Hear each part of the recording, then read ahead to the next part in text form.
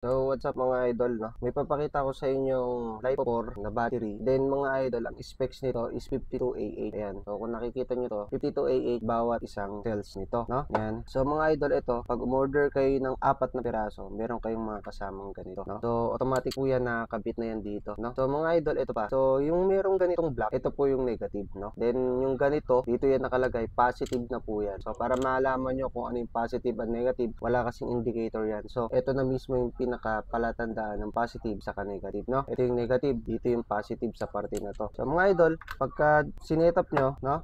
Series lang po, bali positive, negative, tapos positive ulit, negative naman, positive, negative, positive, negative, no? Ganun lang po yung connection sa series na gagawin natin. Kasi ito, gagamitin natin sa solar. So ang sistemang gagawin natin dito mga idol is 12 volt, no? So ang isa nito 3.2 volts, no? 3.2.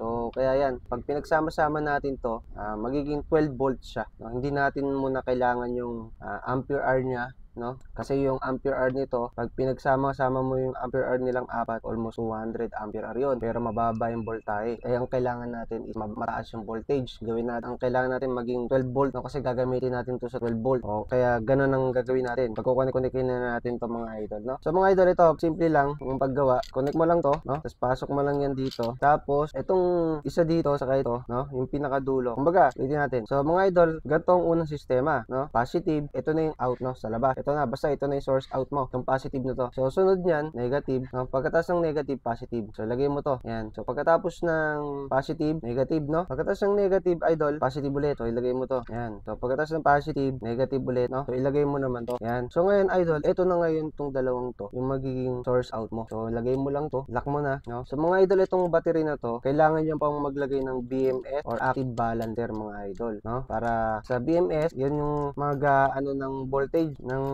para hindi ka ma-over voltage saka low voltage, no? Sa BMS. Sa active balancer naman, para pantay-pantay po yung charging nila, no? So, ayan, mga idol, ganito. Working na working to. Pero papakita ko muna sa inyo, mga idol, yung voltage dito. Alright, mga idol, ito na yung ating tester. Papakita ko sa inyo yung bawat voltage ng mga cells, no? So, negative muna. So, negative. Tapos, kukonect tayo dito sa kabila. So, ayan, makikita nyo, 3.2 volt, no? Dito sa kabila, ayan, 6.5 volt na siya, no? Pagdating dito, ayan, 9.8 volt, no? Pagdating na dito sa out, ayan, 13.1 volt na siya. Alright, mga idol, kung gusto nyo ng ganitong battery, no? Mabibili nyo lang to kay Jinko Power Shop sa TikTok, no? Sa TikTok PH, mga idol. Sobrang legit ng battery. 52AA bawat isang cell. Then, 3.2 volt, no? Walang daya, mga idol. Ayan. Kaya sobrang sulit itong battery na to. So, mga idol, makikita nyo to sa yellow basket natin. Itong LiPo4 na to, no? See you sa susunod nating video.